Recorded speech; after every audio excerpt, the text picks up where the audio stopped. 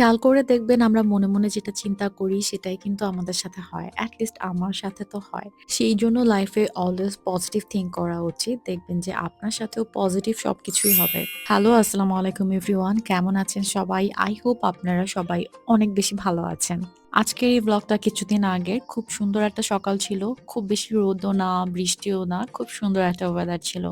Anyways breakfast করার পর husband অফিসে গেল। দেন আমি ভাবলাম যে আজকে আমি শু র‍্যাকের উপরটা গুছাবো। অনেকদিন ধরেই ভাবছিলাম যে শু র‍্যাকের উপরটাতে কি করা যায়, কি রাখা যায়। আর আপনারা আমার ব্লগে অলরেডি দেখেছেন আমি কিছুদিন আগে একটা মিরর পারচেজ করেছি। এই শু র‍্যাকের উপরে রাখার জন্যই আমি মিররটা পারচেজ করেছিলাম। মিররটা সেট করার পরে কেমন লাগছে আমাকে কমেন্ট করে জানাবেন। বাসায় যা ছিল তা দিয়ে মোটামুটি করে আমি সাজিয়ে নিয়েছি। কেমন লাগছে আমাকে কমেন্ট করে জানাতে পারেন। পরে আস্তে, আস্তে আমি অনেক কিছু চেঞ্জ করব। এইটুকু কাজ করতেই আমার অনেক সময় লেগে গিয়েছে। কারণ পুরা শু র‍্যাকটা আগে আমি ভালোভাবে ক্লিন করেছি। সবকিছু মুছে, মুছে দেন আমি রেখেছি। এনিওয়েজ এরপরে শাওয়ার নিয়ে আমি একটু লাউ চিংড়ি রান্না করেছি। লাউ চিংড়ি আমার অনেকদিন ধরে খেতে ইচ্ছে করছিল। তাই ভাবলাম দুপুরে জাস্ট লাউ চিংড়ি দিয়ে গরম, গরম ভাত খাবো। আর লাউ চিংড়ি রান্নাটা এত বেশি মজা হয়েছে কি আর বলবো।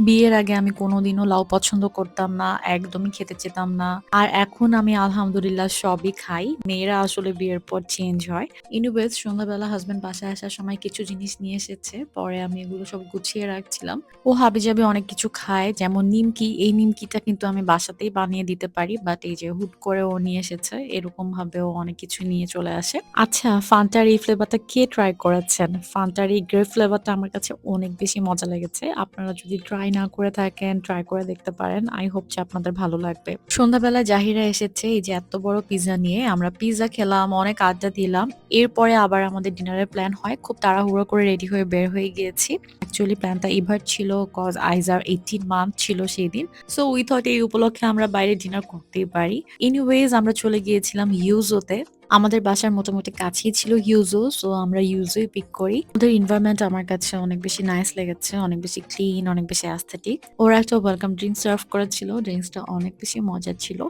এরপর আমরা মেনু দেখছিলাম যে কি খাওয়া যায়। আমরা অনেক টাইম নিয়েছি অ্যাকচুয়ালি। কজ ইউজোতে আগে আমাদের আসা হয়নি। দেন আমরা অর্ডার করে দিয়েছি। এরপরে কিছু স্ন্যাপ নিয়েছিলাম। আমরা ৪ জনই সেম মিল অর্ডার করেছি। বেশিরভাগ টাইমে দেখা যায় যে আমরা ৪ জনই ৪ টা ডিফারেন্ট মিল অর্ডার করি। বাট এই দিনে আমরা ৪ জনই সেম মিল অর্ডার করেছিলাম।